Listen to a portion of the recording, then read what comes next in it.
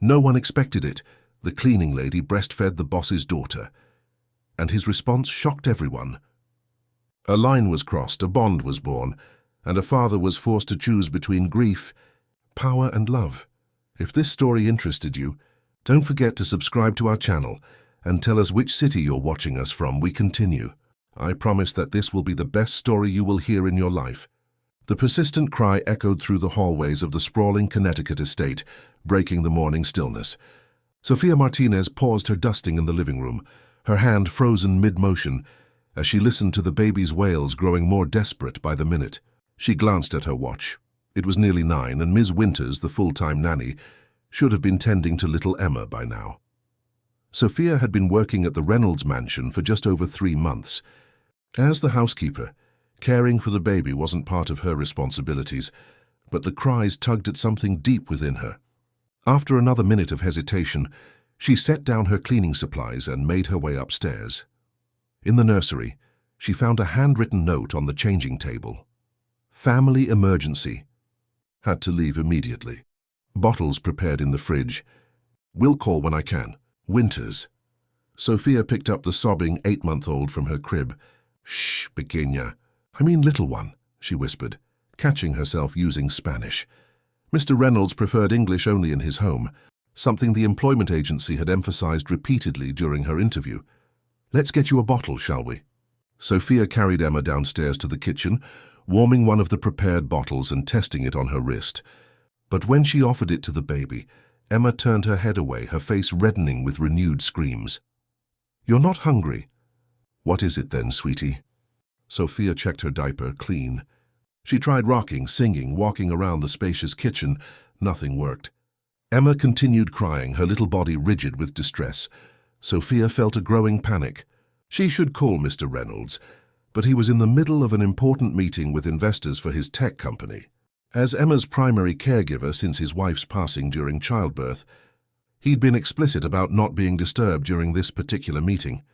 As she paced the kitchen with the inconsolable infant, Sophia felt a strange sensation in her chest, a tingling warmth, followed by a dampness spreading across her blouse. Her body was responding to the baby's cries in a way she hadn't experienced in nearly 2 years, not since... Sophia gasped. Her milk was coming in, something she thought impossible after all this time. The memories flooded back, painful and vivid. Her own baby boy, born premature in a small hospital in Arizona, his tiny fingers wrapped around hers for just 3 precious days before an infection took him away. The doctors had advised her to bind her breasts tightly to stop the milk, telling her it would eventually dry up, along with the physical evidence of her brief motherhood. Emma's cries grew more desperate, and Sophia made a decision that transcended reason. Moving to the plush window seat in the kitchen nook, hidden from view of the driveway, she unbuttoned her blouse and offered her breast to the crying infant. Emma latched immediately, her cries ceasing as she nursed hungrily. Tears streamed down Sophia's face, tears of relief, grief, and a bittersweet joy she thought she'd never feel again. As the baby suckled contentedly, Sophia stroked her fine blonde hair, so different from the dark curls of her own lost child. There you go, she whispered. Everything's going to be all right now. She didn't know how long they sat there, connected in that primal way, when she heard the front door open. Footsteps sounded in the hallway, accompanied by a man's voice on the phone. Cancel the rest of my meetings for today. Something's come up at home. The voice grew closer. No, Peters, it can't wait. I saw it on the security camera feed. Something's happening with Emma. Sophia froze, suddenly remembering the discreet security cameras throughout the house, including one in the kitchen. Mr. Reynolds must have been monitoring them remotely during his meeting. She quickly tried to adjust her clothing, but it was too late. Jonathan Reynolds stood in the kitchen doorway, his tall frame rigid with shock, his phone still in hand, but the call disconnected. His usually impeccable appearance, the tailored suit, the perfectly knotted tie, contrasted sharply with the undisguised emotion on his face. Sophia couldn't read his expression. Was it anger? Disgust? Or something else entirely? Mr. Reynolds, she began, her voice trembling. He held up a hand, silencing her. Don't move, he said, his voice surprisingly gentle. He set down his phone and briefcase, then crossed the kitchen to where she sat with Emma. who had fallen into a peaceful sleep at her breast. Jonathan knelt beside them, studying his daughter's face with wonder. "She's sleeping," he whispered, as if afraid to break a spell. "She hasn't slept peacefully in weeks." "I'm so sorry," Sophia said, tears threatening again. "Ms. Winters left a note. There was an emergency. Emma wouldn't take the bottle, and I don't know what happened. My body just responded to her." Jonathan's blue eyes met hers, searching. "You have a child?" he asked softly. Sophia looked away. "I had a son. He's not with me anymore." The words caught in her throat. A heavy silence filled the kitchen, broken only by Emma's soft breathing. Finally, Jonathan stood and ran a hand through his dark hair. "We should talk," he said. "But first, let me call Dr. Matthews. I want to make sure—" He trailed off, but Sophia understood. He needed to ensure this unexpected development wouldn't harm his daughter. While Jonathan made the call in his study, Sophia gently placed the sleeping Emma in her downstairs bassinet. She rebuttoned her blouse with shaking hands, wondering if she'd be packing her things before the day was over. Jobs like this, in wealthy homes with good pay and private accommodation in the staff wing, were rare finds, especially for someone with her limited experience and education. But more than the job, she'd miss Emma. In just 3 months, the baby had filled a void in Sophia's heart that she thought would remain empty forever. The whispers started almost immediately.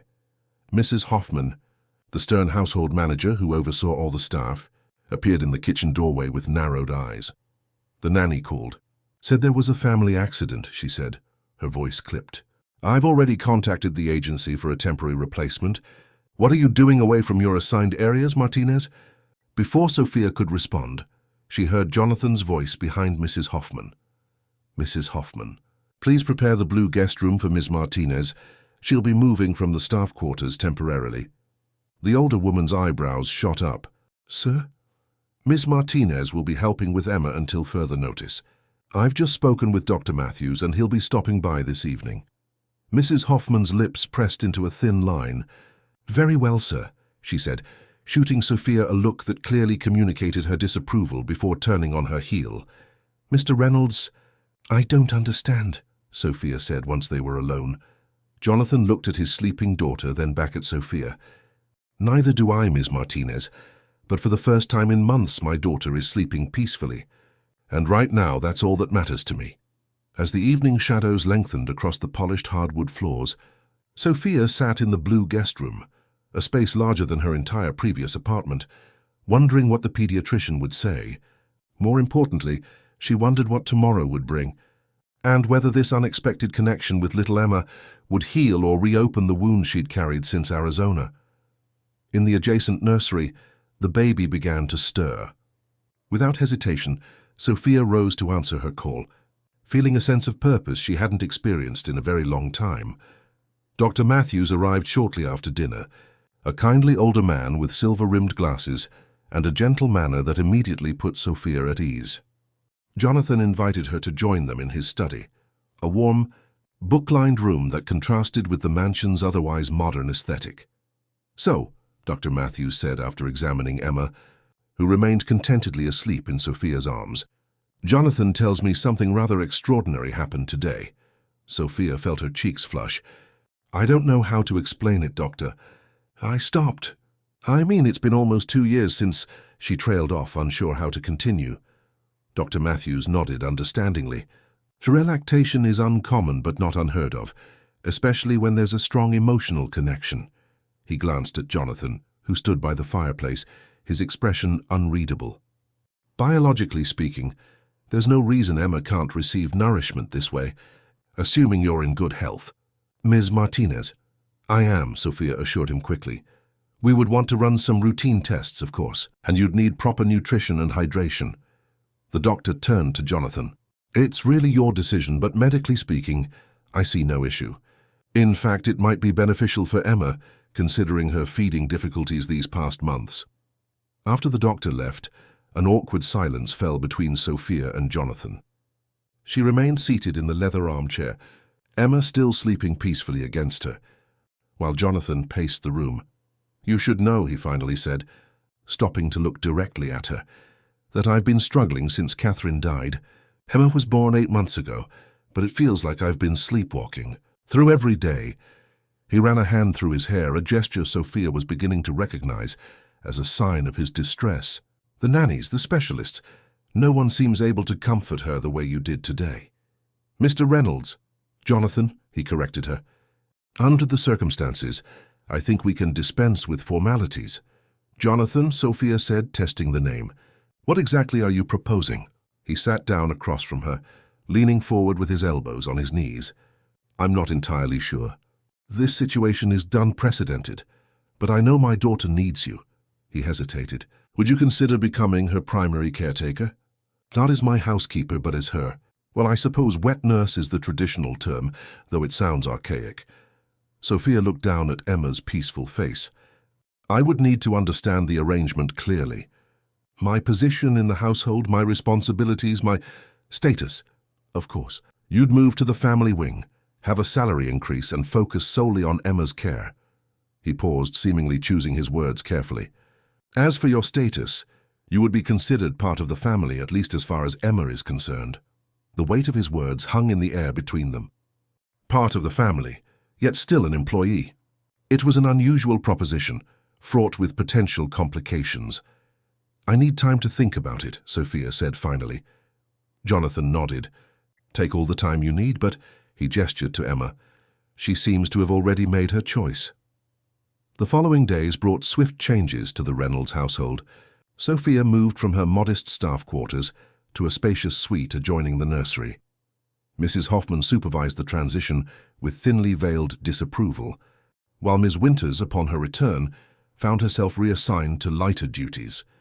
The other staff members reacted with varying degrees of curiosity and judgment. Robert, the chauffeur, offered Sophia supportive smiles during their occasional encounters. Paula, the young assistant housekeeper who had replaced Sophia, seemed both intimidated and intrigued by her sudden elevation in status.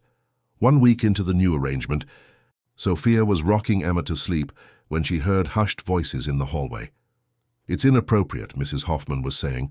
The staff is talking, and not just ours. The Aldersons' housekeeper asked if the rumors were true. What concerns me, came another voice, Ms. Winters, is what happens when he tires of this arrangement. She's getting attached to the baby. And the baby to her, Mrs. Hoffman replied. It's not sustainable. When Emma is weaned, where does that leave Martinez? Back to cleaning toilets after playing mommy? Sophia held Emma tighter, the women's words stinging more than she wanted to admit.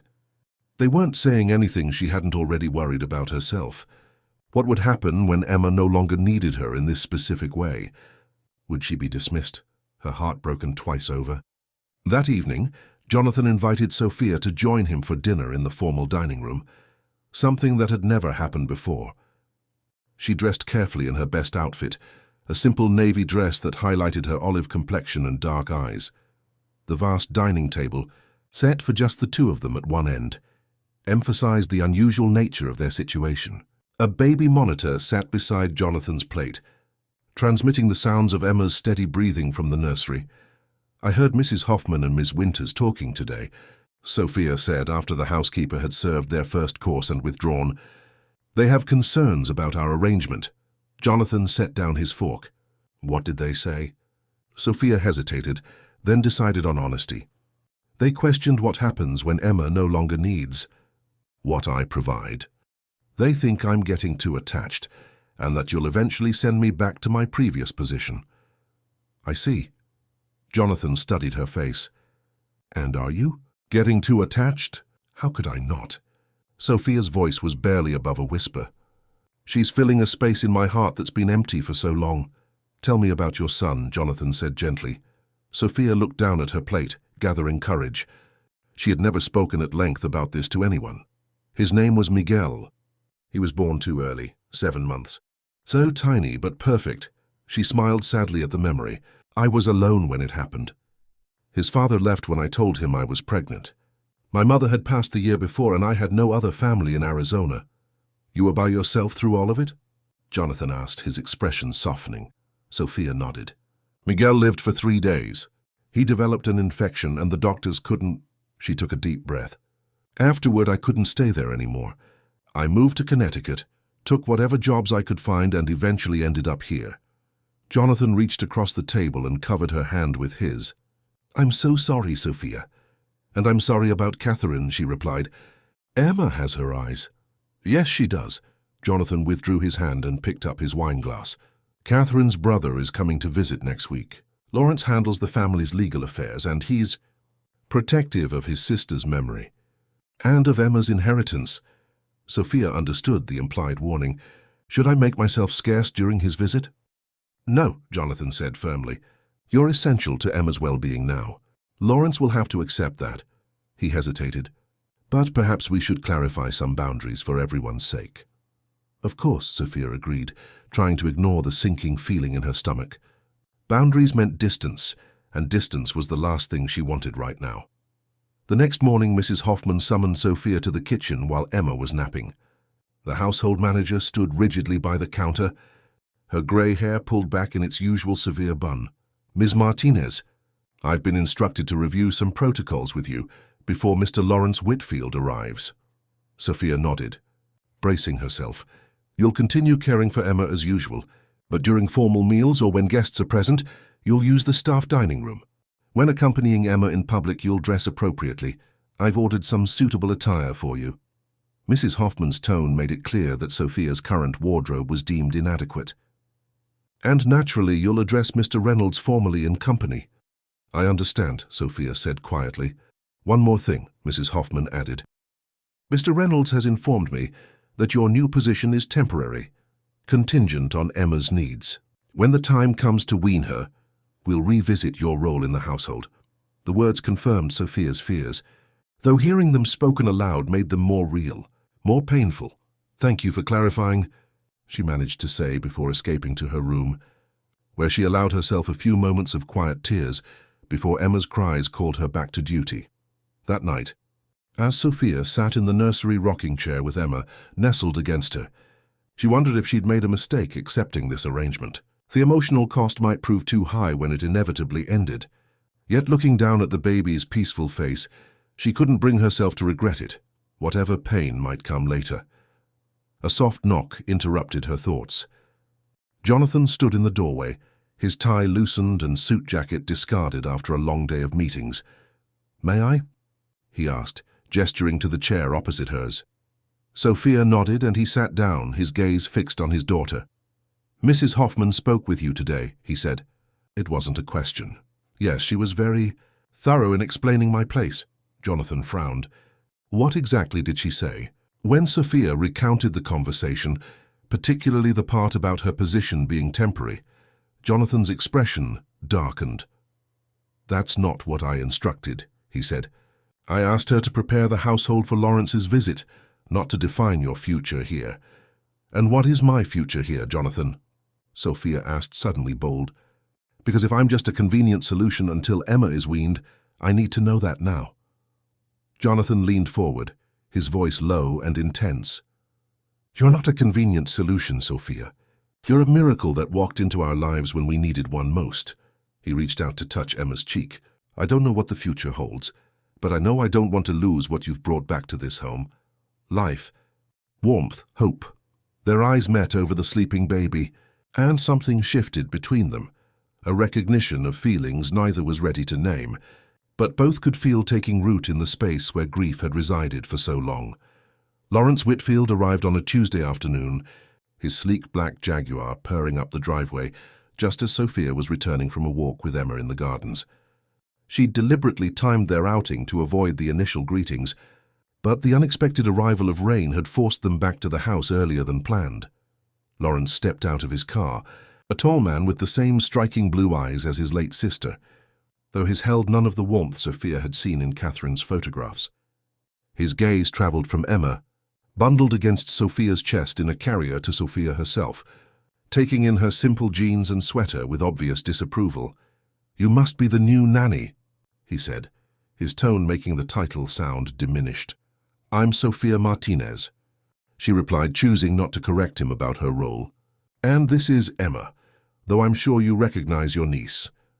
Lawrence's expression softened marginally as he looked at the baby. "She's grown since I last saw her." He reached out as if to touch Emma's cheek, but the baby turned her face into Sophia's chest, clinging tighter. "She's shy with new people, Sophia," explained apologetically, noting the flash of hurt in Lawrence's eyes. I'm hardly new. I'm her uncle, her only living relative on her mother's side. His voice carried an edge of accusation. Before Sophia could respond, Jonathan appeared in the doorway, his posture tense despite his welcoming smile. Lawrence, good to see you. I see you've met Sophia. Indeed. Lawrence gave her another appraising look. Though you didn't mention her specific role in your emails, the staff arrangement seems to have evolved since my last visit. Let's discuss it inside, Jonathan suggested, placing a protective hand on Sophia's lower back as he guided them into the house. The gesture wasn't lost on Lawrence, whose eyebrows rose slightly. Dinner that evening was a strained affair. Despite Mrs. Hoffman's instructions, Jonathan had insisted that Sophia join them in the formal dining room, with Emma sleeping peacefully in a bassinet beside her chair. Lawrence maintained impeccable politeness throughout the meal, but his questions carried subtle barbs. So, Ms. Martinez, what was your background before joining my brother-in-law's household? Teaching, childcare? Sophia worked in various positions, Jonathan interjected before she could answer. She's proven herself exceptionally capable with Emma. I see. Lawrence sipped his wine. And this arrangement? How long do you anticipate it continuing? Jonathan's jaw tightened. Emma is thriving under Sophia's care. That's all that matters to me. Of course, Lawrence agreed smoothly. Catherine would want only the best for her daughter.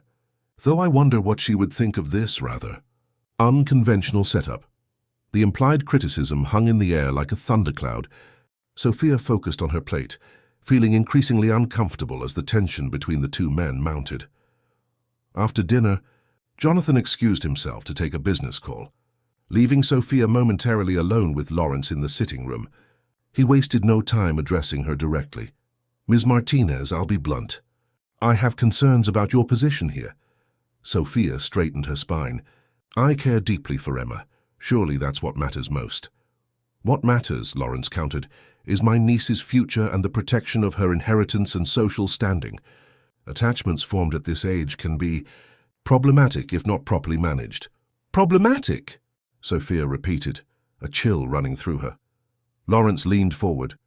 Jonathan is still grieving Catherine. In such a state, people make decisions they later regret. I'm merely concerned that when this period passes, the emotional entanglements, for all parties, could prove messy. His gaze was penetrating. Do you understand what I'm saying, Ms. Martinez? Sophia understood perfectly. He saw her as an opportunist, using her connection with Emma to work her way into Jonathan's life, and possibly his fortune. I have no ulterior motives, she said firmly. I love Emma, that's all. Love, Lawrence repeated as if tasting a suspect vintage. A powerful word, and yet professionals maintain boundaries. Nannies, governesses, caretakers, they understand their place. Do you?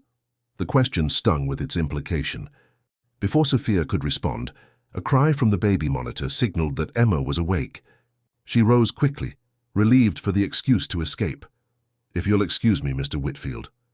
In the nursery, Sophia gathered Emma into her arms, breathing in the sweet baby scent that had become her anchor. The conversation with Lawrence had shaken her more than she wanted to admit. Was he right? Was she crossing boundaries that should remain firm? She was still pondering this when Jonathan found her an hour later, after Lawrence had retired to his guest suite for the night. I'm sorry about dinner, he said, leaning against the nursery door frame. Lawrence can be protective. He thinks I'm taking advantage of the situation, Sophia said quietly, continuing to rock Emma gently. And maybe he's right to worry. This isn't a normal arrangement. Jonathan crossed the room to kneel beside her chair, meeting her eyes directly. Normal isn't what Emma and I need, Sophia. Before you, this house was just existing. Empty routines, sleepless nights, endless crying. He touched Emma's sleeping hand. Now there's peace. Laughter, even. I don't care what Lawrence or anyone else thinks about the propriety of it. His conviction should have reassured her, but Lawrence's words had planted seeds of doubt. What happens when Emma outgrows this need? When she's weaned? Sophia voiced her deepest fear. Will you still want me here, then? Jonathan's answer was interrupted by Mrs. Hoffman, who appeared at the doorway with uncharacteristic urgency. "Mr. Reynolds, there's a call for Ms. Martinez from Arizona. They say it's urgent. Something about final paperwork for her son's medical records." The mention of Miguel sent a jolt through Sophia. She carefully transferred Emma to Jonathan's arms and hurried to take the call in the study, her heart racing with the unexpected reminder of her loss. When she returned nearly an hour later, her eyes were red-rimmed but dry. She found Jonathan still in the nursery, having managed to settle Emma back to sleep. "Is everything all right?" he asked softly. Sophia shook her head. "The hospital is closing its children's wing. They're transferring all records and they need me to sign releases. Update contact information." She paused, struggling to maintain composure. "They also found some of Miguel's things in storage. A blanket, a tiny hat, his footprints—" Her voice broke. Without hesitation, Jonathan crossed to her and pulled her into his arms. Sophia stiffened momentarily, then melted against him, allowing herself to be held for the first time in years. "I'll have Robert drive you to Arizona tomorrow," he murmured against her hair. "Take as much time as you need." Sophia pulled back slightly. "But Emma, we'll manage," he assured her. "This is important, Sophia. Those are your son's things." His understanding broke something open inside her. "I never properly said goodbye," she confessed. "After it happened, I just left everything behind." Jonathan's hand came up to cup her cheek, his thumb gently wiping away a tear. "Then maybe this is your chance." The next morning, Sophia prepared for her journey with mixed emotions. 3 days away from Emma felt simultaneously necessary and impossible. She had just finished packing when Lawrence appeared at her door. "I understand you're leaving," he said without preamble. "Just for a few days." "I have personal matters to attend to." Lawrence nodded thoughtfully. "Jonathan mentioned it. Involves your late son." "I'm sorry for your loss." His unexpected sympathy caught her off guard. "Thank you. It occurs to me," he continued, "that perhaps your attachment to Emma stems from this unresolved grief. Have you considered that possibility?" The question hit too close to truth Sophia had been avoiding. "My feelings for Emma are real," she said defensively. "I don't doubt that," Lawrence replied. "But I wonder if they're entirely healthy, for you or for her. Or for Jonathan, who seems increasingly invested in your presence here." Before Sophia could respond, Jonathan appeared behind Lawrence. "The car is ready whenever you are, Sophia." His eyes narrowed at his brother-in-law. "Lawrence, I believe we had a meeting scheduled in my study." The two men left and Sophia finished her preparations, Lawrence's words echoing uncomfortably in her mind throughout the drive to the airport. The 3 days in Arizona passed in a blur of paperwork, painful memories and unexpected healing, holding Miguel's tiny preserved footprints, touching the blanket that had once wrapped him. Sophia finally allowed herself to fully grieve the son she had lost.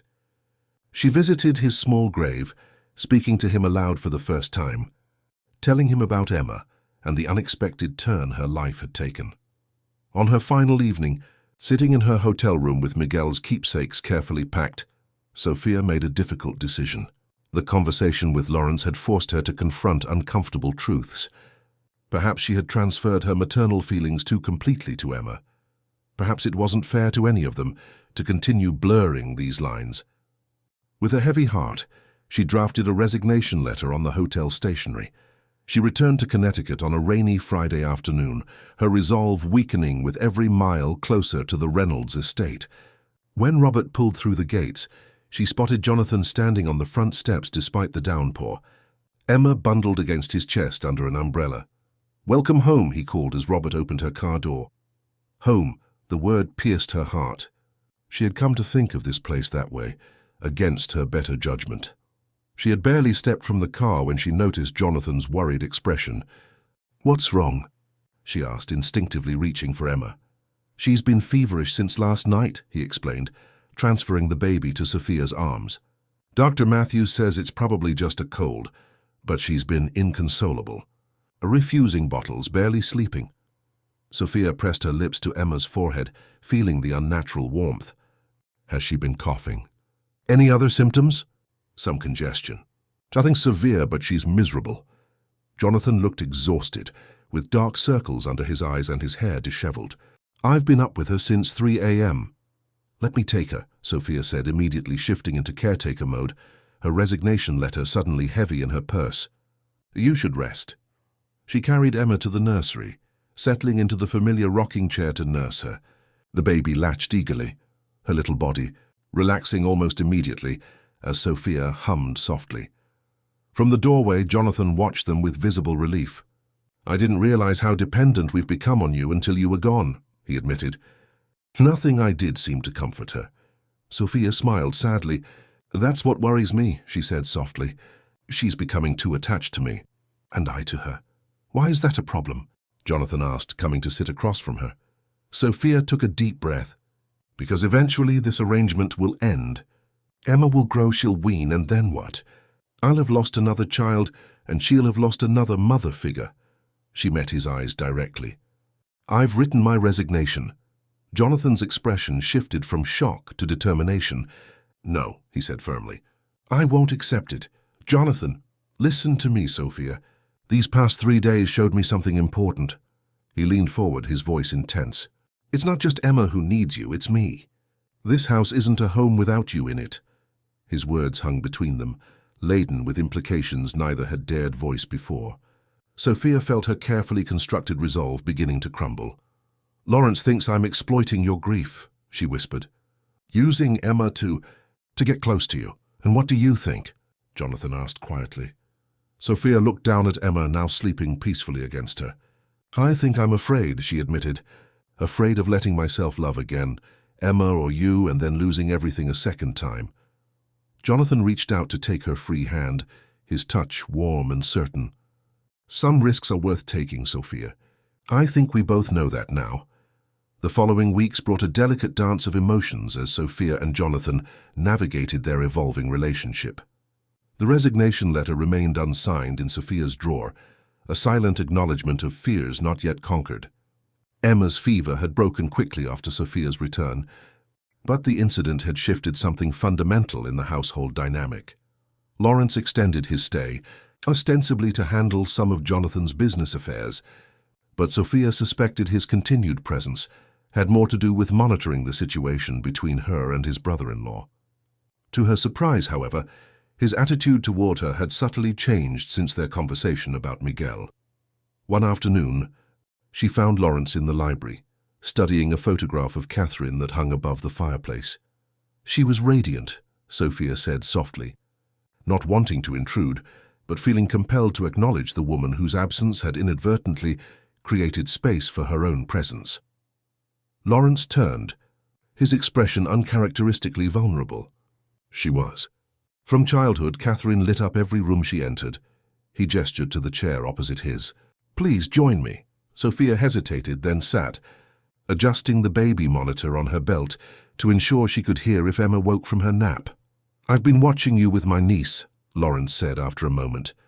"You have a natural gift with her." "Thank you," Sophia replied, surprised by the compliment. "I spoke with Jonathan about your background, about your son." Lawrence's voice softened. "I may have misjudged your intentions."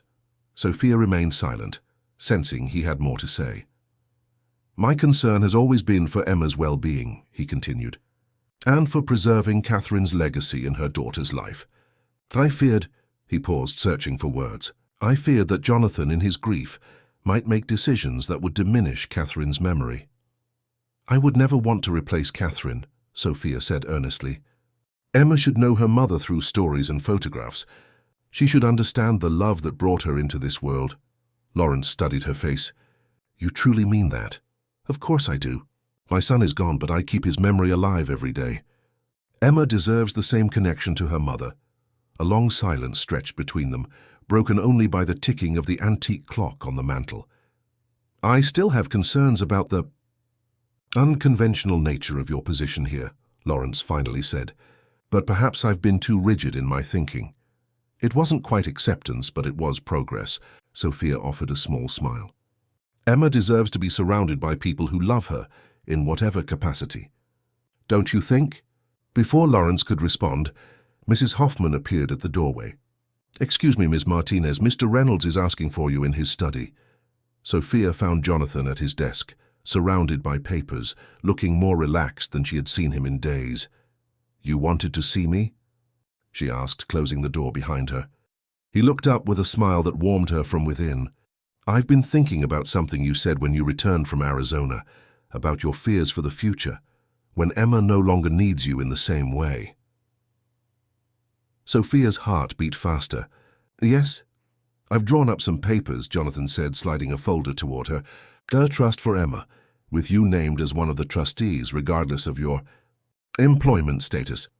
Sophia stared at the folder without touching it. Jonathan, I don't need... It's not about need, he interrupted gently. It's about belonging.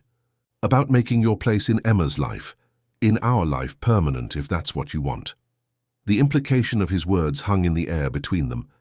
Sophia finally reached for the folder, opening it to scan the legal language that essentially guaranteed her a lifelong connection to Emma. This is overwhelming, she admitted. There's more, Jonathan said, reaching for her hand across the desk. I've spoken with Lawrence. It wasn't an easy conversation, but he's agreed not to oppose what I'm about to propose. Sophia's breath caught. What are you proposing? Jonathan's eyes held hers steadily. Not marriage, not yet. That would be premature for both of us. But a formal acknowledgement of your role in this family. A commitment to building something together, at whatever pace feels right. What would that look like? Sophia asked, her voice barely above a whisper. For starters, no more separate quarters. No more employee status. An equal partnership in raising Emma, and in rebuilding this home into something that honors both our pasts while creating a new future. Tears welled in Sophia's eyes. It was more than she had dared hope for, yet less defined than a traditional proposal. A perfect middle ground for their unique situation. What about the household staff? The neighbors? Your business associates? She asked, practical concerns surfacing through her emotion. Jonathan's smile was wry. Mrs. Hoffman will adapt or retire with a generous pension. The rest will follow her lead. As for everyone else, he shrugged, let them talk. Emma's happiness is what matters, and I hope ours. Before Sophia could respond, the baby monitor crackled with Emma's wakeful babbling. Jonathan rose and circled the desk, helping Sophia to her feet. Think about it, he said, brushing a strand of hair from her face. Take all the time you need. That evening, Jonathan hosted a small dinner party, something he hadn't done since Catherine's passing. Lawrence was there, along with Dr. Matthews and his wife and a few close business associates. To Sophia's surprise, Jonathan had insisted she join them not as staff, but as his guest. She wore a simple black dress borrowed from Paula, who was closer to her size than any of Catherine's remaining clothes would have been. Mrs. Hoffman had arranged for Emma to be cared for during the dinner by Ms. Winters, though Sophia checked the monitor frequently. As she entered the dining room, conversations paused momentarily. Lawrence was the first to recover, rising to pull out the chair beside his, the place of honor typically reserved for the hostess. Ms. Martinez, he said formally, though his eyes held a new respect. Dinner progressed with surprising ease, the conversation flowing naturally around business, local events, and Emma's recent milestones. Sophia caught Jonathan watching her from the head of the table, his expression soft with something that made her heart flutter. After the guests departed, Sophia checked on Emma one last time before heading to her own room. She was removing her borrowed earrings when a knock sounded at her door. Jonathan stood in the hallway, tie loosened, holding 2 glasses of wine. May I come in? I thought we might talk. They settled on the small sofa near the window, the Connecticut night spread before them in a tapestry of distant lights. You were wonderful tonight, Jonathan said. Everyone was impressed, Sophia smiled. Even Lawrence? Especially Lawrence. He mentioned that you had a surprising grace about you. High praise indeed, she laughed softly. Jonathan set down his wineglass and turned to face her fully. Have you thought about what I proposed earlier? Sophia nodded. I have, and I have some conditions of my own. I'm listening. She took a deep breath. First, I want to finish my education. I was studying nursing before Miguel. I'd like to complete that degree. Jonathan smiled. Done. We'll arrange whatever schedule works best. Second, Sophia continued, I want to be clear about Catherine's place in this family. Emma should grow up knowing her mother through photographs, stories, videos, anything we have. Of course, Jonathan agreed. Catherine will always be Emma's mother. Nothing can or should change that. And third, Sophia's voice softened. "I want to move slowly. This past year has been a whirlwind for both of us, filled with grief and unexpected connections. I want to make sure what we're building is solid, for Emma's sake as much as our own." Jonathan reached for her hand, interlacing their fingers. "All reasonable conditions. Does this mean you're accepting my not-quite proposal?" Sophia smiled. "I am. But I have one more request." "Name it." "Kiss me," she whispered. "I need to know if what I'm feeling is real, or if it's just gratitude and shared circumstance." Jonathan's eyes darkened as he leaned forward, one hand coming up to cradle her cheek with exquisite tenderness. The kiss was gentle at first, a question rather than a demand, but it deepened as Sophia responded, her fingers threading through his hair. When they finally parted, both slightly breathless, Jonathan rested his forehead against hers. "Well," he murmured. "Verdict?"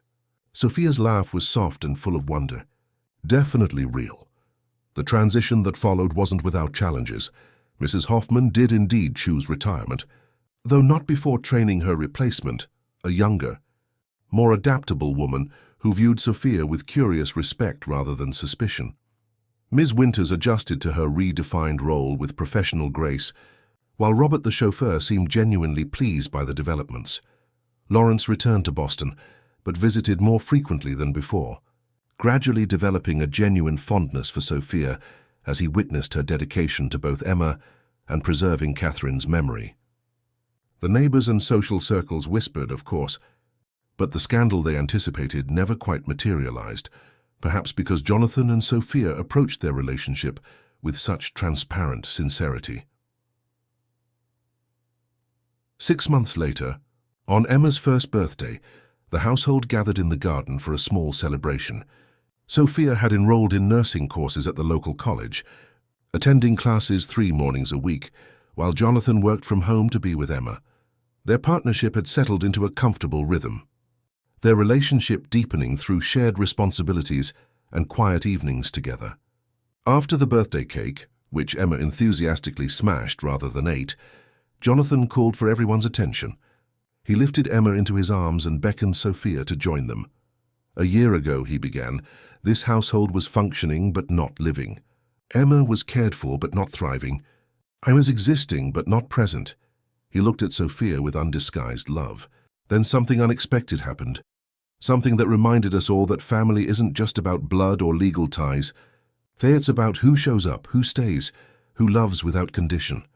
He set Emma down on the blanket spread across the lawn, where she immediately began playing with colorful blocks.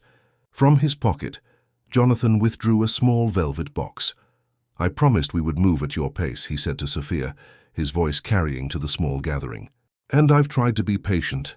But today, as we celebrate Emma's first year, I find myself looking toward many more years, with both of you."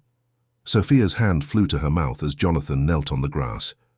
"You came into our lives as an employee, became Emma's lifeline, and then mine. You helped us heal while healing yourself." He opened the box, revealing a ring with a solitary diamond flanked by 2 smaller sapphires. "Sophia Martinez, will you make official what we already know in our hearts? Will you be my wife, Emma's mother, and the center of this family we're rebuilding together?" Tears spilled down Sophia's cheeks as she nodded, unable to speak for a moment. "Yes," she finally managed. "Yes to all of it." Jonathan slipped the ring onto her finger, then stood to kiss her as their small audience applauded. Even Lawrence, who had flown in for the birthday celebration, joined in with genuine enthusiasm. Later that evening, after the guests had departed and Emma was sleeping soundly in her crib, Jonathan and Sophia stood in the nursery, watching their daughter's peaceful slumber. "I have something for you," Jonathan said softly, handing Sophia a small, carefully wrapped package. Inside was a delicate silver frame containing 2 photographs side by side, Miguel's hospital footprint on the left and Emma's tiny handprint on the right. Below the images was an engraved quote, "Love knows no boundaries." Sophia traced the images with trembling fingers. "How did you—" "I asked the hospital for a copy when they sent your son's records," Jonathan explained. "I hope you don't mind. I wanted both our children to be acknowledged in our new beginning." "Both our children," Sophia repeated, the words settling into her heart like a missing piece finally found. She placed the frame on the nursery shelf, where it would remain as Emma grew, a testament to the unexpected journey that had brought them all together. "A year ago, I thought my capacity for love had been buried with Miguel," Sophia said, turning back to Jonathan. "And you thought yours had been lost with Catherine." Jonathan wrapped his arms around her, drawing her close. "Instead, we found that love isn't finite. It grows to fill the space we make for it." As moonlight spilled through the nursery window, casting a gentle glow over Emma's sleeping form, Sophia leaned her head against Jonathan's chest, listening to the steady beat of his heart. In this moment, their past sorrows didn't disappear, but they no longer defined the future. What lay ahead was a life built on shared understanding, forged through separate griefs that had somehow, miraculously, created a path to collective joy. "I used to think healing meant forgetting," Sophia whispered. "Now I understand it means remembering without pain." Jonathan kissed the top of her head, his voice soft but certain, "And loving without fear." In the crib, Emma stirred slightly, then settled back into dreams, secure in the knowledge, even at her young age, that she was cherished, protected, and completely at home in the embrace of a family that had found its way to each other through the most unexpected of circumstances. Dear listeners, we hope this tale of Sophia, Jonathan, and little Emma has touched your heart. Their journey reminds us that family can be found in the most unexpected places, and that love often arrives when we least expect it but need it most. If this story moved you, please consider subscribing to our channel for more heartwarming narratives that explore the depths of human connection. Hit the like button if you believe, as we do, that second chances are sometimes the most beautiful beginnings. And please share your thoughts in the comments below. Have you ever witnessed or experienced an unexpected bond that changed everything?